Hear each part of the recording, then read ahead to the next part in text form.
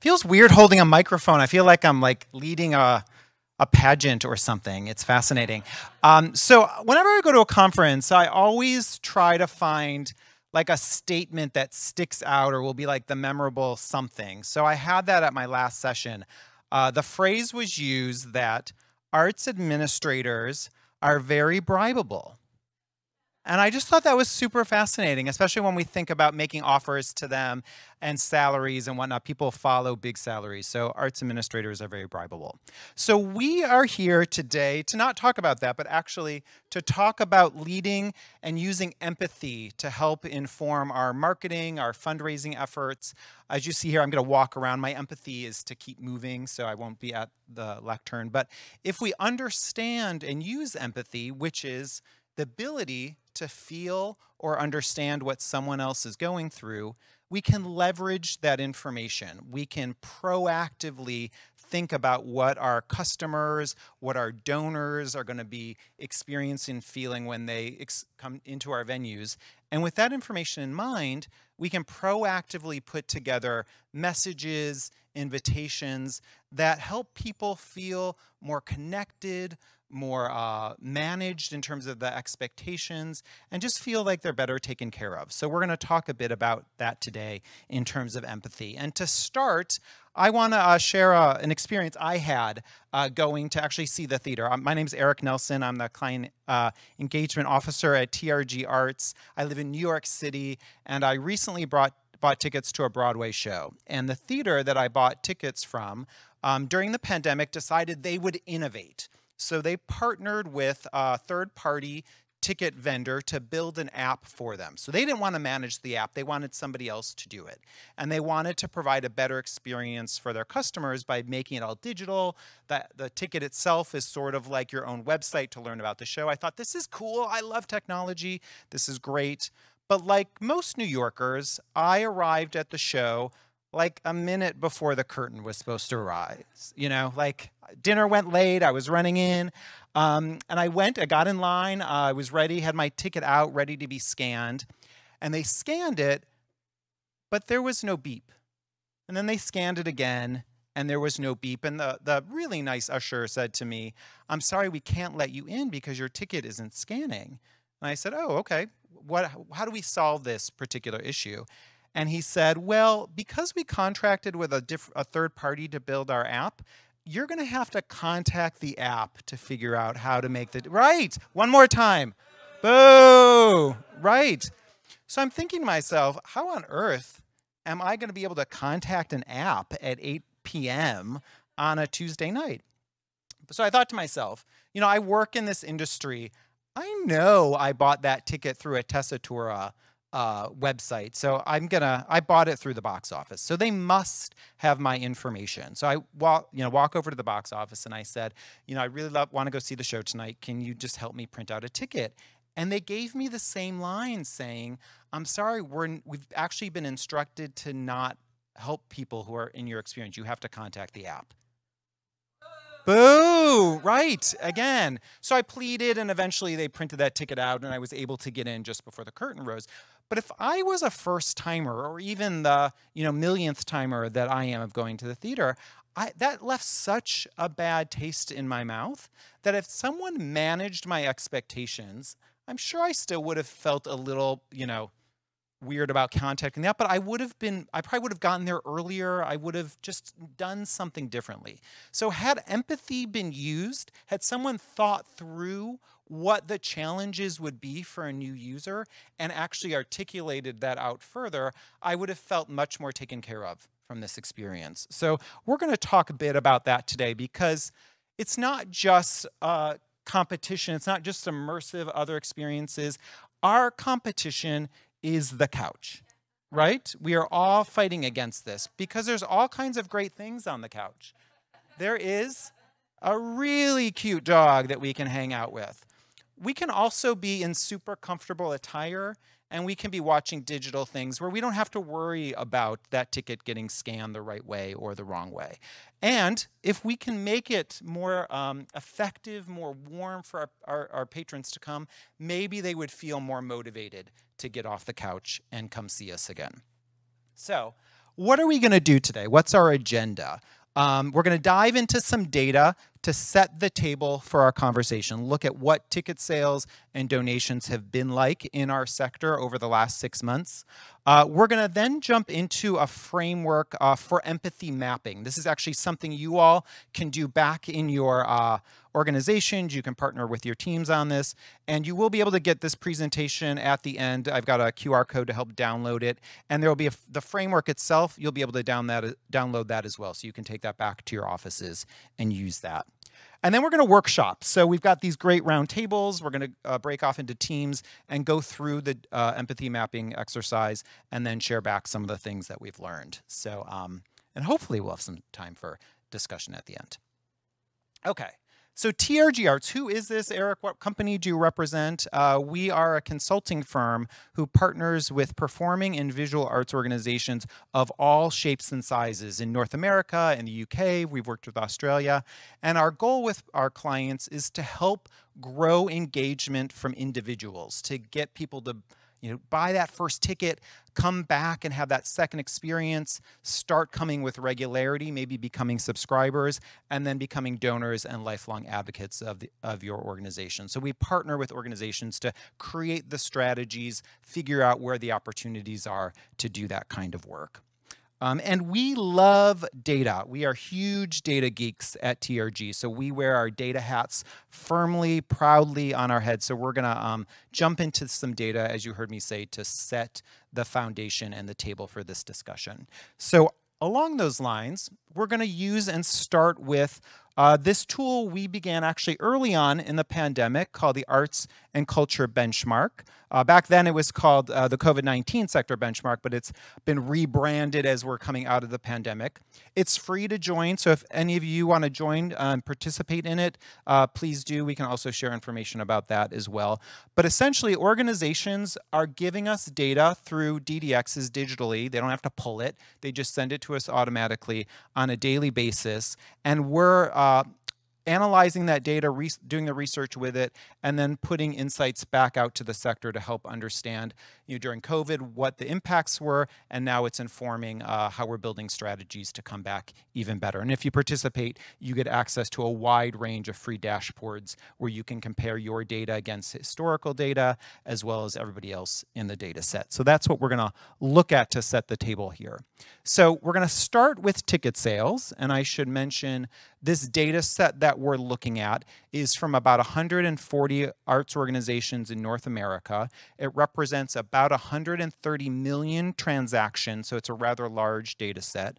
Of that, about 30 organizations are Canadian, and the balance is American organizations. So we're going to look at both perspectives. But we're going to look at the last 6 months of ticket sales behavior. So what we're looking at is October through March, so quarter 4 of 2022 and first quarter of 2023. So this is essentially hot off the press data. You're like the second group to get to see it, so pretty exciting there. So looking at that, October through March of pre-pandemic 2019 versus the last 6 months that we've been in Canada, those 30 arts organizations, revenue down 12%, ticket buying revenue down 12%, and number of tickets, so units, down 26%. Surprising?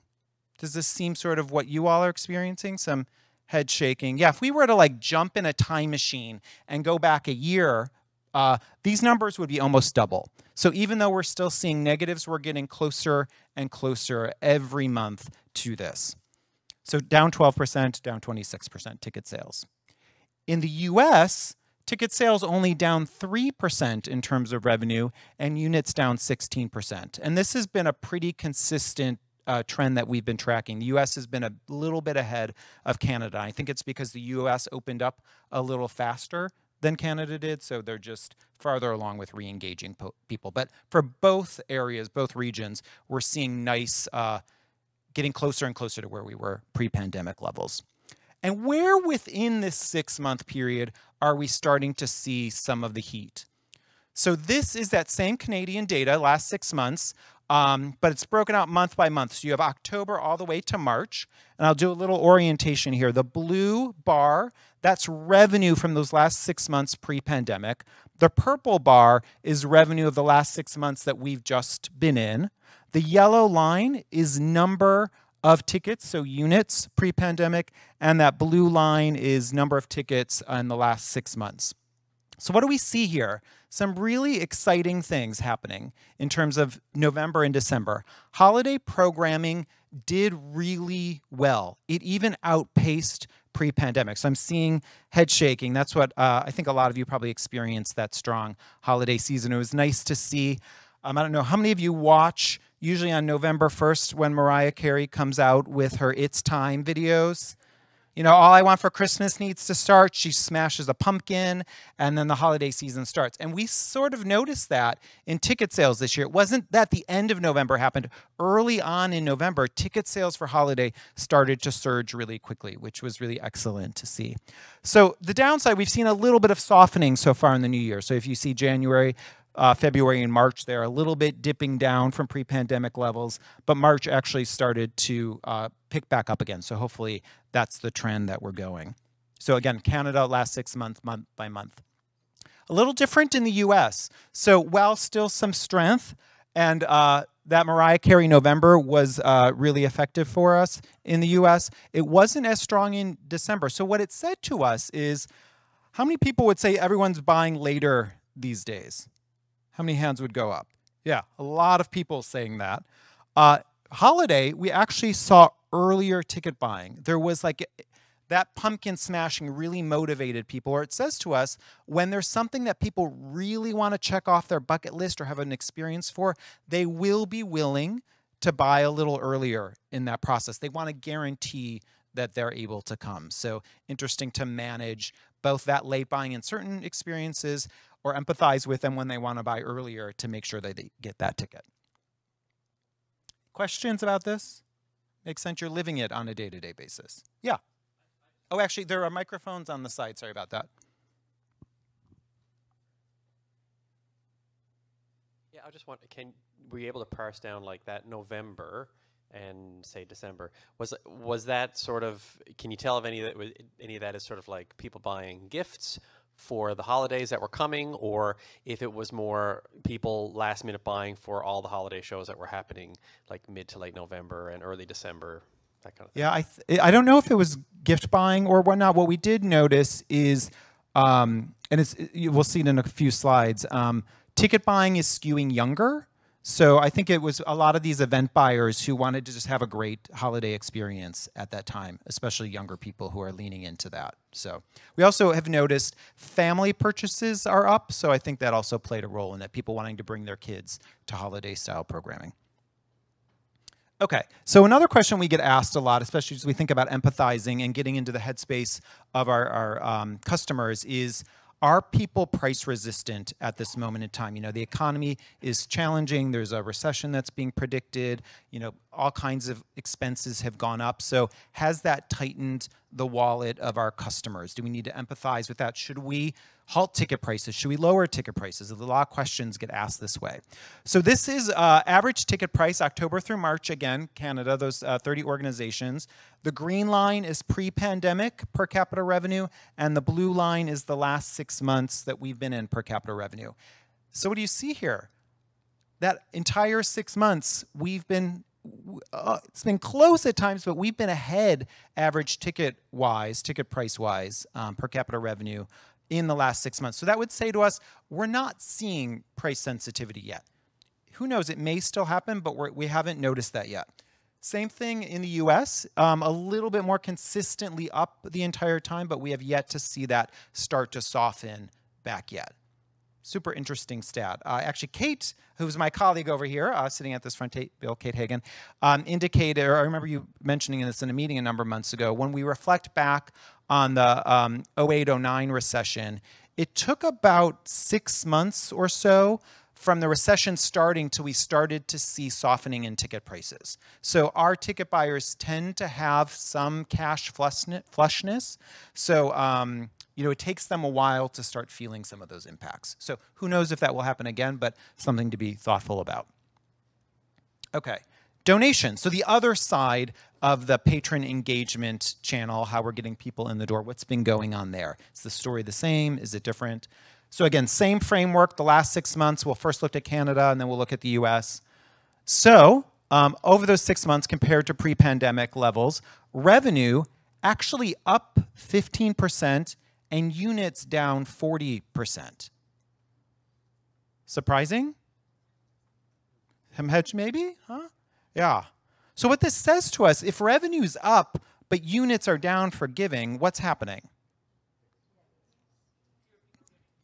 Fewer people giving bigger gifts. So we're seeing folks in the 1,000+ range, sort of what many of us would consider our mid to major donor categories. Those folks are sticking with us. The lower level gifts aren't coming in at the same rate or whatnot. And pretty substantially so when we see that many units down. For whatever reason, whatever we're reaching out to engage new folks isn't resonating at that same way. In the US, revenue down 41%, and units down 11%. So super interesting comparison when you think Canada up 15%, but the US down 41%. Why is that happening? Yeah, wow. And this trend in the US has been like constant like this since last summer. It's been quite soft.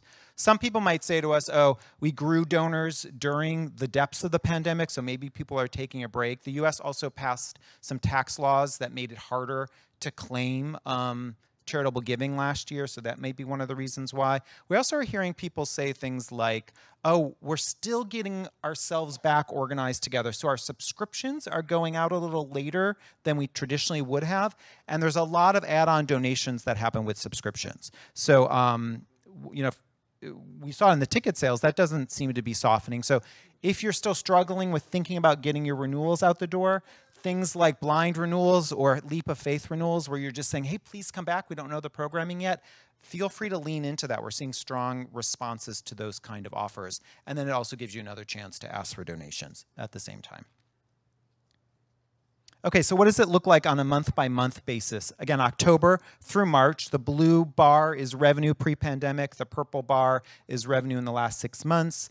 The yellow line is number of gifts pre-pandemic. The blue line is number of gifts in the last 6 months. So kind of what we saw in that aggregated data, but you know, we've been running behind number of gift-wise, but some strong revenues. Look at that, October, November, December, all, even February, outpacing pre-pandemic in terms of the amount of revenue coming in the door.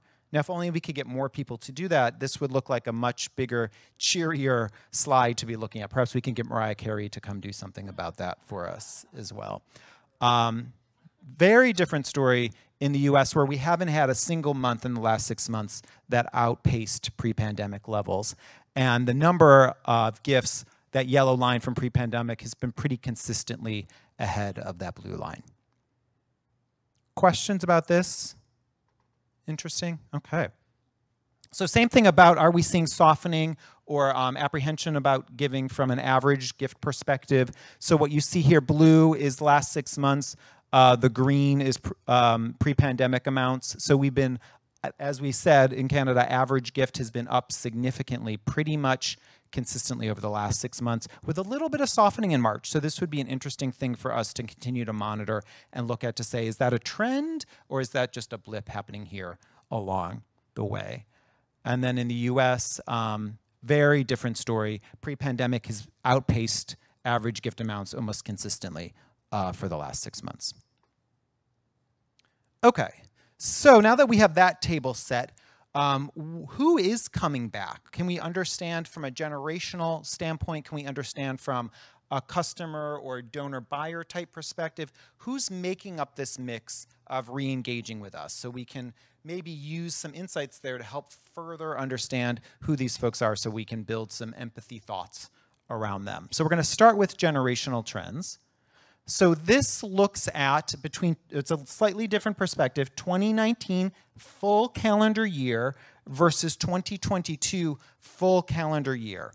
And this looks at the generations, you see it along the bottom, Gen Z, Millennials, Gen X, baby boomers and silent generation, and we're looking at what percent of households we had in our databases from these generations in 2019, and how different are those percentages of, or numbers of households from these generations were in our databases in 2022. And you see almost softening across the board, except for Gen Zs. We actually stayed pretty much the same number of households that we had in 2019, 2022.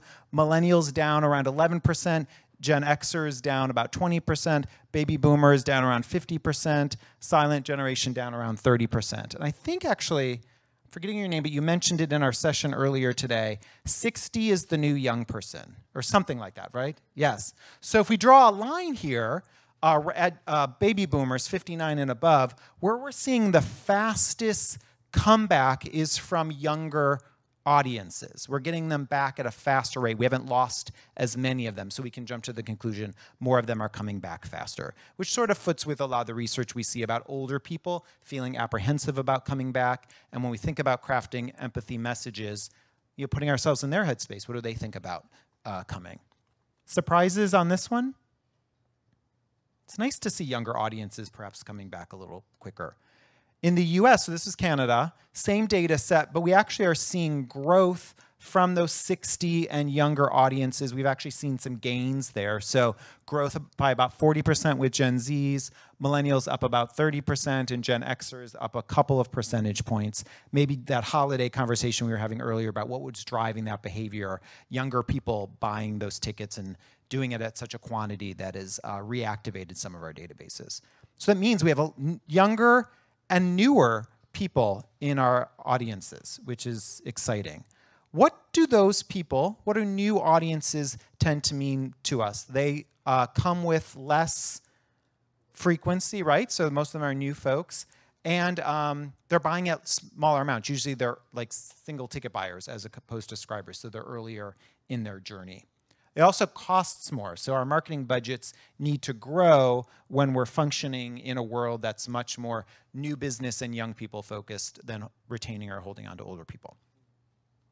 Okay, so that was a generational typology is a way for us to think about who our buyers are and can we classify them in a way that says we understand where you are in your loyalty journey with us. So we use something called RFMG, recency, frequency, monetary investment, and growth over time. And the reason we use this structure as opposed to single ticket buyers versus subscribers versus members is that puts them in a very specific category that is very retail driven. This has us looking at transcending any of those categories and saying, hey, we want to understand who's the most loyal regardless if they're a subscriber or a member or a single ticket buyer. Because some of those single ticket buyers, you all know this, may have come for 15 years and each year they buy 3 to 4 different tickets. So they're more valuable than maybe a subscriber who comes in and out every year. So what can we understand about these people? How do we apply this framework? So we've got 3 categories. I'm going to bring this third one up. So we've got acquisition. It's a little light to read, but those are new customers, people coming for the very first time. So you could think of those as your new to file buyers. Got current customers who are made up of once before, so people are coming back for their second experience. Convertees, they've been twice before. Active folks between 3 and 9 times. And super actives between 10 plus purchases. These are the people you probably all would recognize in the venue when you see them. And then we've got re-engaged folks, stale people who haven't been in 18 to 36 months. And then we've got lapsed folks who haven't been in 3 years or more. So what can we understand about categorizing these, acquisition, current, and lapsed, to get a sense of who's actually driving behavior at this moment in time and how we need to be connecting with them? So this is Canada again, 2019 versus 2022. The green is 2019 and the blue is 2022. And for each of those years, we've got new, current, and re-engaged or lapsed, and what percentage each of those categories made up of ticket buying for that entire year. So if you see here, 2019, we were about even in terms of new and current, making up equal percentages of our ticket sales, with re-engaged the smallest amount. New is still the highest, but re-engaged is significantly higher than it was before. If we think about it, those definitions, 18, 36 months, these are people who used to come but then didn't come probably because we were closed and weren't able to come back. So those folks are making up a greater proportion typically than our lapsed folks. When we look at this in the US, it's a close but slightly different story, a little bit stronger in terms of brand new people coming into the mix. But for both places, both regions, new is still winning the day in terms of driving the greatest behavior. So again, thinking about those as their first timers, they're in their most fragile state with us. How can we think about what their needs are so we can create offers that empathize with them a little stronger? Questions? Excellent. Yes, there's a microphone right over there. Yeah. Oh no. I'll come to you then. We can do that. My question is about the lapsed donors in this particular set of 3 years. Yeah. A little bit of an outline comparison, if is that, you're sort of acknowledging that the 3 years prior to 2019 lapsed donors, or lapsed engaged stakeholders anyway, would be different from the 3 years prior to 2019. Yeah, I think they'd be much more those people who either like forgot to come or made a conscious effort not to come. There's still some of those mixed in the 2022 numbers, but there's many more people who probably didn't disengage purposely. They disengaged because there wasn't something for them to come see. Yeah, it's a good distinction, absolutely. Which makes sense then that it's driving up faster. Great. Okay, so this is actually some data that Google shared as we start to get into the mindset of what people want. They shared these new truths for 2023, things that are driving behavior that people want, customers for the arts. 1, they want more flexibility. 2, they want to attend arts activities or entertainment activities with their own curated communities. They want to come with friends. They want to, get back out there and interact with people they haven't seen in a long time. Selective spending, I have that circled because we're going to look at that for a moment, but they're using their dollars and their spending power in an interesting way.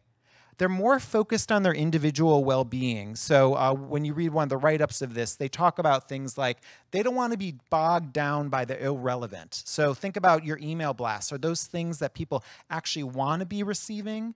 I have a friend who describes, we've got Black Friday and Small Business Saturday and Cyber Monday and Giving Tuesday, and then he calls it Unsubscribe Wednesday. So, if you email so much in ways that people don't feel they're connected in that, they're not going to want to keep participating. And then easier living, like make coming as simple as possible for me, make the buying experience as simple as possible for me. That app seems so great. I was just going to be able to scan my ticket and then look what happened. Like it didn't deliver on that promise. But digging down to this, how they're spending. So spending is up when they want to make memories. So when people want to do something interesting and unique, get off that couch, they're willing at this moment in time to spend a little more money on that. So we think about the immersive we just looked at, that's a special experience. VIP experiences in our venues, how do we create that special? So increasing, I'm going to spend more on the best hotels, the best restaurants, the best museums. Spending less as we transition back into being out and about, toys and fitness equipment. And I couldn't have found this better. This was actually in the slide that I took from Google.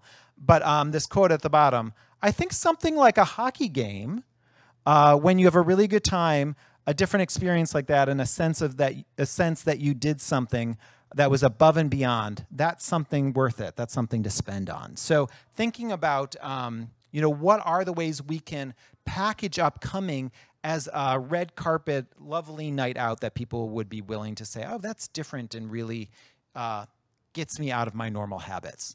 So thinking about that current headspace that people are in. A couple of other just patron mindset things. This is AMS, Audience Outlook Monitor. Wolf Brown has been sharing this data. This chart, I won't go into all the detail of it, but just to give you a context, the green is the percentage of people answering yes to a question about something they want. The red is the percentage of people saying, nope, I don't care for that. I don't want to do that. And look at these things that are growing in green. The opportunity to socialize or interact with the art I'm going to. So when we think about that other slide we saw a few minutes ago about people wanting to curate experiences with people they want to see, how is our messaging describing how they can do that when they come to the symphony? Or a choice of seats. Think about that deluxe spending again. People want to know what's the best option out there and be pointed in that direction. And because people love to drink, drinks they want allowed back in the auditorium. So that's, I know for some organizations that's easier than others, but again, it's thinking about the comfort level and giving people the experience they want when they come. One of the other things they don't want, it's the below this second purple circle, longer intermissions. So that's super interesting to think about. They want to get in, they want to have a great time, and then they want to get on to socializing. Okay, so are people going to keep coming back out? Was this a one-time trend? So this is some data that New York and Company shared recently. They're the folks who run the I Love New York campaign. And so they track tourism, when's it coming back? Because when tourism lifts back up or goes down in New York, if other cities, big cities around the country, around the world, actually follow suit. So New York is a good temperature taker of what tourism looks like. And I know many of you probably rely on tourism dollars. So is it coming back? Is it not? So what they're predicting is that by 2024, tourism in New York will be ahead of where it was in 2019. So they're very strong in terms of thinking that tourism, both internationally and domestic, is coming back. So a good encouragement. People, again, wanting to go out and have those deluxe experiences. Okay, couple more data points, and then we're going to get into the framework and the workshop part. So churn, we all deal with this. We're continuing to. How much, what percentage of our ticket buyers are new? So annually, this is pre-pandemic data. 65% of ticket buyers annually are brand new in our sector to arts organizations, and 73% of those new buyers never come back. So we're really good at getting people in the door. We're not so good at holding on to those people, especially those new folks. So what are the reasons why that? Why do people not want to come back?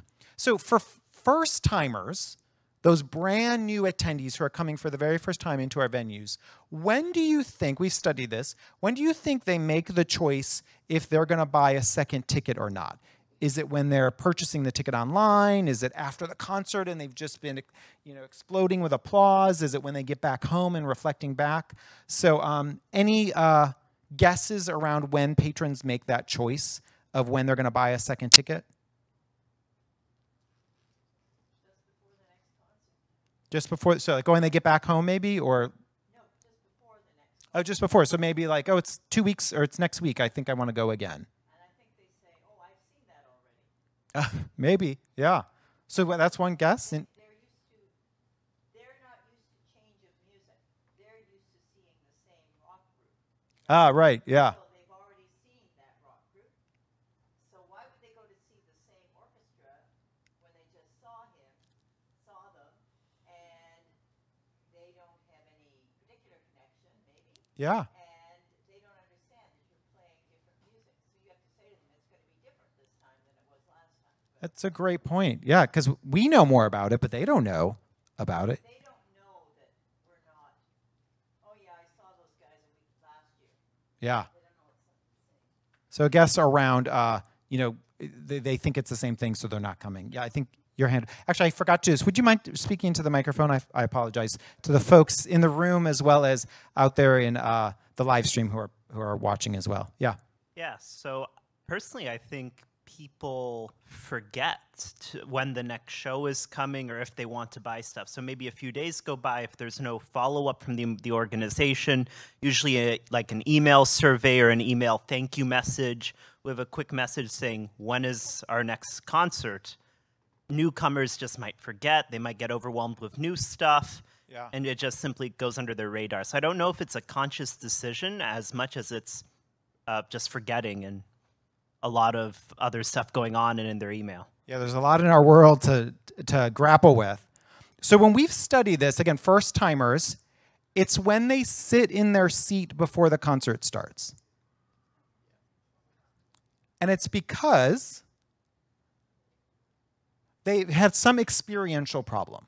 Like they didn't understand that parking was like 6 blocks away, or they didn't know that they needed to maybe that someone was going to stare at them weirdly if they didn't dress up. They don't need to dress up. But if somebody like gave them like a stink eye for coming in that way, or nobody said hello to them when they walked in the venue, when you're going into like a stranger's home and no one says, "Oh my gosh, Kate, it's so great you're here. I'm so glad to welcome you into our venue," it can feel daunting and you feel like you don't belong in that. Or if it was really like, you know, we're one of the few industries that when you buy something, the ticket doesn't often show up right away. Like if I were to buy a pair of jeans online, I would get those jeans probably tomorrow. So if I get that email saying, "Thank you for purchasing, we'll send you your tickets like closer to the event," and I'm brand new to this and I didn't understand that, that would feel super weird to me. So thinking about all those experiences that make a patron or a new buyer not feel that they're welcome. So how do we get around that? We should ask them how their experience was. How many of you survey after, because you brought it up, yeah, like surveying right away, that might remind them, but how many of you survey or ask a question after every performance? So about half the people in the room. So that's, it's a great way to solicit feedback, even a 1 or 2 quick questions. How was it? What caused any problems? So if we don't ask, we don't learn. But maybe we ask and we don't listen. We get that information, but we don't do anything with it. Or we did do something with it, but we didn't let anybody know that we made that change. So how are they supposed to know unless we communicate that back to them? The other is we send the wrong invitation as a follow-up. I often call this trying to instant pot the relationship. So like this new person came, which is great. It's so exciting to get one of these new buyers. We want them to know they can become a member or become a subscriber or get 6 more single tickets or buy parking or come to one of our education things or one of our special events. We overwhelm because we want them to know everything. No one can process that much information. They just want to come back and have a second experience. So being much more curated. Actually, a client said to me, "So Eric, does that mean we shouldn't send brand new ticket buyers our newsletter right away, email that to them?" And I said, don't. Do not send that to them. That will be so overwhelming. They won't know how to compartmentalize or deal with that. Keep it very simple. Just get them to come back to have another second ticket purchase with them. So don't overwhelm them, don't try to Instapot it, and find something that matches with what they just came to so it continues the dialogue or the story. Okay, so we work in Atlanta a lot, city in the US, so we surveyed that market to think about the 2 things that create the greatest dissatisfaction between their patrons. What do you think they are? What drives your customers batty? What causes problems with them? Any guesses of what are the top 2 things that make people not want to come back or have this level of dissatisfaction with you all? Parking. Yes, parking. Ding, ding, ding. If I had game show music, I would totally play that. Right answer. You win $1,000. Second one. What else do we think? Yeah. Added fees. Yes. Everybody hates that. Everybody hates added fees. Yeah. Lineups for bathrooms and bars, absolutely. Just think, if we could build from scratch all the amazing things that we could all do together. The website. The website is so overwhelming, has so much information on it. I heard a stat that they said, this was Capacity Interactive, that something like 75 to 80% of your traffic on your website is first-timers. So those people are just looking to buy a single ticket. How hard is it to find the ability to buy a single ticket on our websites? Like, it's overwhelmed with all kinds of things. So just be really thoughtful about, are we using that site to communicate what we need as an organization to feel good about ourselves? Or can we empathize with that patron who just wants to buy a single ticket and have a much clearer set of messages on that site when they first log in? Okay. So reducing churn, how do we do that? The goal is to get first-timers and recovered attendees just to repeat and come back. So think about all those lapsed people who are coming back into the fold. We just want them to recreate that behavior of attending. So we want to think about that. We want to gather feedback, ask how their experience was, address those problems. And we must immediately invite them back. So when we think about empathizing with our patrons, if we have them come to a concert, if they participate, and they don't get another invitation from us for 3 or 4 weeks, we have a monthly email blast that goes out. So we're just going to put them in the monthly blast pool. So if that's 3 weeks after a concert, think about a first date that you might go on. If somebody didn't call you for 3 weeks to invite you back again, would you want to go on that second date? Probably not. Yeah, so get that invitation out pretty immediately. Okay, so ways to think about what motivates folks. Goal, action, and oriented. Hey, go do this. Welcome back. Responsive and empathetic. Implement, get things out quickly, and use data to help understand who are the different people in my segments and what can I learn about them, which will build into our empathy mapping in just a moment. But responsive and empathetic, especially if we've been listening and we learned where they may have had problems, are we building up a better experience based off of that? Okay, so this is a fascinating, Kate also introduced me to this, thank you, Kate, this great quote from the Wallace Foundation, because we often tie ourselves in knots trying to explain things or get messages out there about what's going on in one of our concerts or performances. But I love this. I'm going to read this word for word. Ticket buyers, bookers are more likely to attend if they receive marketing focused on the emotions of the event rather than the details, especially if they weren't familiar with the work. Most of our attendees don't know the names of the composers, don't know the names of the works, especially first-timers. You know, our current and consistent people do. But they want to go and have an emotionally moving experience. So how do we articulate those kind of things in our message as opposed to saying, this concert, this opus, this number, this X, Y, and Z? That doesn't mean a lot to first-timers. They just want to come and have this meaningful, exciting experience. Okay, so that gets us to empathy. Empathy often can be confused with sympathy. So we're not thinking about sympathy at this moment. We're thinking about empathy. How we empathize with the experience and feelings of another, how we can think about and share our own experiences with that, how we can tap into the emotions that they're feeling. So if we can get into the headspace of what our different customer segments are feeling and experiencing and craft messages that relate to that, perhaps we'll have an easier time breaking through the clutter and make them feel more connected to our organizations. So George Street Playhouse, this is a theater company in New Jersey, New Jersey in the US. They just do all new works. So they have a challenge in their marketing because they can't rely on like a big name show that everyone knows or a composer that everybody knows or that's historical something that people pay attention to. They want and have to kind of create everything from scratch.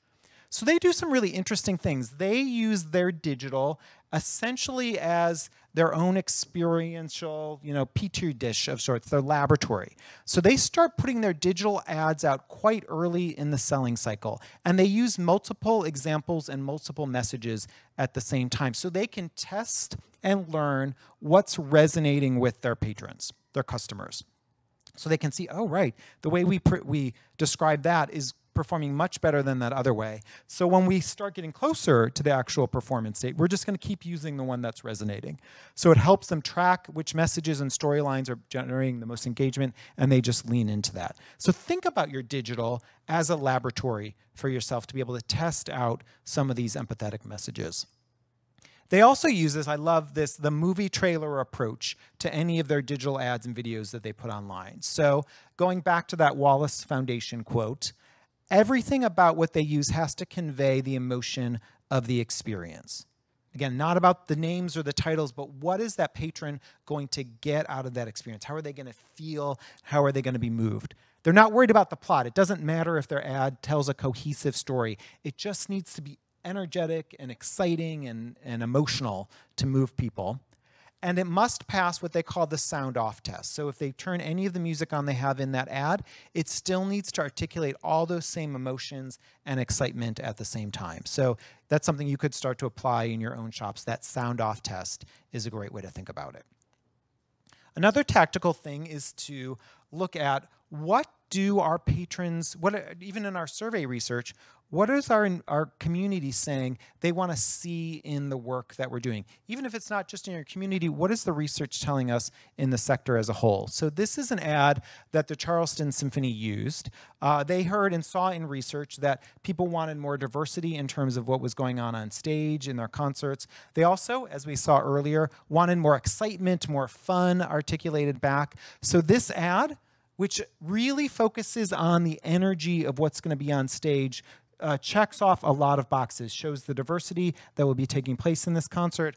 The dancer on the end is just full of alive and energy. So I just look at this and I think, oh, I can easily, as a buyer, read the energy and the emotion of what's going to happen here, and I can lean into that as a ticket buyer and feel like, hopefully, my expectations will be managed along the way. Okay. So let's think about this, get into empathy mapping, how we can start to understand what's a framework you all can use to get into the headspace of your ticket buyers and your donors. So we use this map that says a couple of things. We put the user in the center. So we think about the segment we're going to be reaching out to. Is it a brand new customer? Is it a subscriber? Is it a lapsed person? Is it a lapsed donor? Is it a subscriber we're going to try to ask to become a donor? And we try to understand 4 things about their decision-making process to either buy a ticket or give a gift. We want to think about what they say in that purchasing process. They're talking to friends or what they're saying to themselves, what they think about the process, what's going through their mind as they're making that purchase decision. How do they feel about it? What does it do to their emotional experience? So what do they say? What do they think? What do they feel? And what do they actually do as a result of experiencing these emotions? Sounds simple, but it's hard to actually really untangle this and get into the headspace of what each of these people might feel. But just using this simple 4-quadrant framework, you can get much more insight about where your patrons are coming from. And like I said, in the QR code you'll get to download, if you want to download this, you'll get this framework with you as well. And we have a worksheet that you can print off that you can use with your teams. But here's an example. This is actually about buying a TV. So just sort of a basic everyday purchase. So we have Jamie here in the middle. So what does Jamie, go back here, what does Jamie say about the process? What do you think? So talking to friends, soliciting input from others. What brand do you like? Where should I start? I don't ever buy a TV, so I'm going to seek outside input to get some information about that. What's the best size? So that's what they, first one here, what are they saying? Second, upper right, what are they thinking? Ugh, why is this so hard? Like, there's so many TVs at this store. They're asking me all these acronym things about what I want the TV to do. I don't know what any of those things mean. I can't figure that out. Why is it so hard?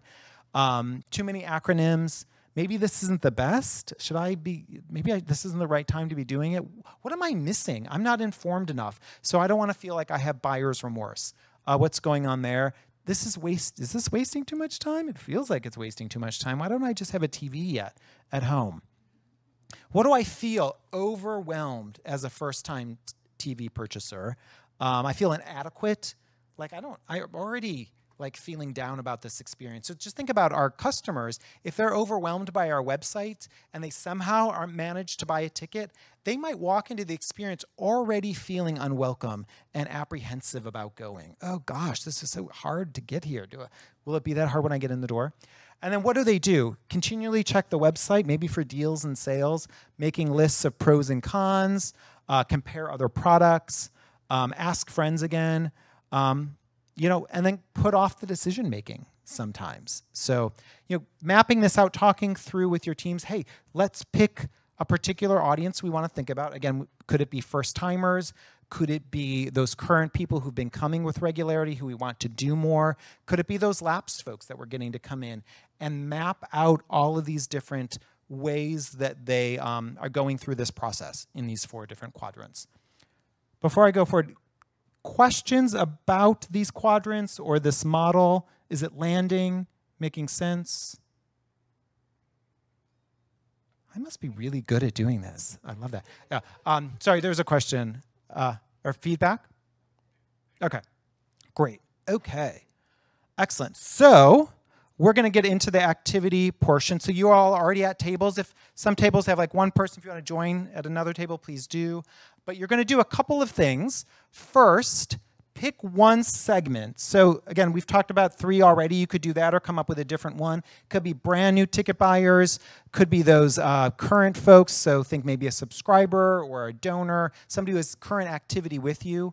Could be those lapsed folks. So pick one segment at your table.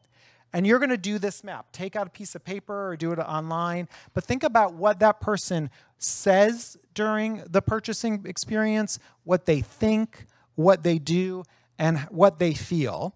So I'm going to cue this up too. So pick one segment and then map out those 4 quadrants. And then, part 2, we'll get to this in a moment, but you're going to then think about messaging for those people that deals with and meets head-on what they're going through so you can empathize with their experience. And then we're going to ask you to craft a welcoming or a ticket sales message to those folks. But let's start here first. And we're just about 5 o'clock. So let's give it to 5:10. So let's take 10 minutes, or actually 14 minutes. We'll regroup at 5:10 and then go into part 2. So questions about the assignment? Make sense? Again, if you're at one person table or 2 people and you want to join with others, please go ahead and do that. But you've got about 12 minutes. So get started. And I'll be walking around. My colleague Kate's going to be walking around and answering questions or helping out as you're going through this. So excellent.